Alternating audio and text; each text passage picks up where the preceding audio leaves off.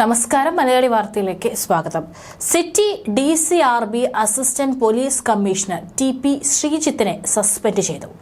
Union ബാങ്കിന്റെ Kozhikode Mankavu currency ചെസ്റ്റിൽ നിന്ന് ഹൈദരാബാദിലെ നാരായൺഗുഡ കറൻസി ചെസ്റ്റിലേക്ക് 750 കോടി രൂപ കൊണ്ടുപോകുന്നതിന്റെ സുരക്ഷാ ചുമതല വഹിക്കുമ്പോൾ യൂണിഫോം ധരിച്ചില്ലെന്നും സർവീസ് പിസ്റ്റൾ കൈവശം സൂക്ഷിച്ചില്ലെന്നുമുള്ള കാരണത്താലാണ് നടപടി.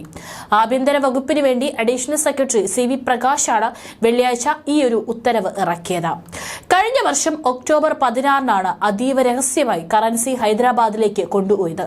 750 കോടിയായിരുന്നു കൊണ്ടുപോയത്. പോലീസ് ബന്ദോബസ്ത് പാർട്ടിയുടെ കമാൻഡറായിരുന്നു ശ്രീജിത്ത്.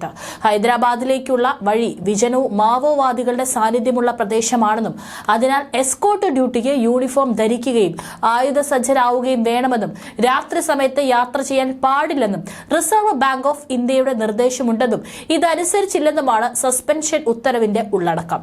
ക്യാഷ് എസ്കോർട്ട് ഡ്യൂട്ടിക്ക് ബാങ്ക് ഏർപ്പാടാക്കുന്ന സുരക്ഷാ വാഹനം മാത്രമേ ഉപയോഗിക്കാൻ പാടുള്ളൂ.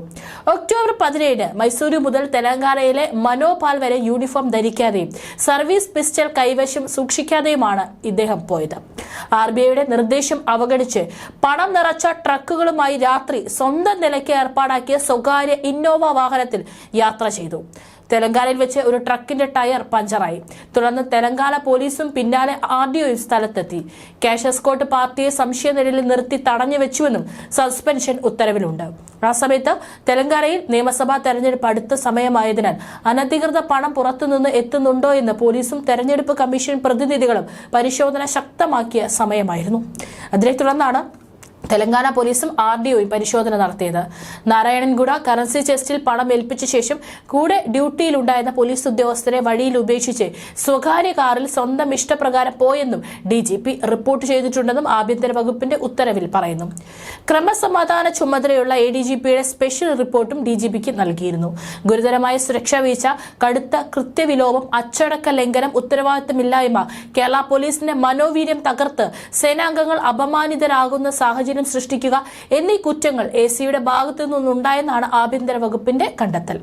രാത്രിയാത്ര പാടില്ലെന്നോ ഒപ്പം പോലീസ് സംഘത്തിനും ബാങ്ക് ജീവനക്കാർക്കും താമസ സൗകര്യം ഒരുക്കുന്നതുമായി ബന്ധപ്പെട്ടുള്ള നിർദ്ദേശമോ കേരള പോലീസിലെ മേലുദ്യോഗസ്ഥരുടെ ഭാഗത്തു നിന്നും ബാങ്കിന്റെ ഭാഗത്തു നിന്നോ അകമ്പടിയായ പോലീസുകാർക്ക് കിട്ടിയില്ലെന്നാണ് ബന്ധപ്പെട്ടവരുടെ ആക്ഷേപം.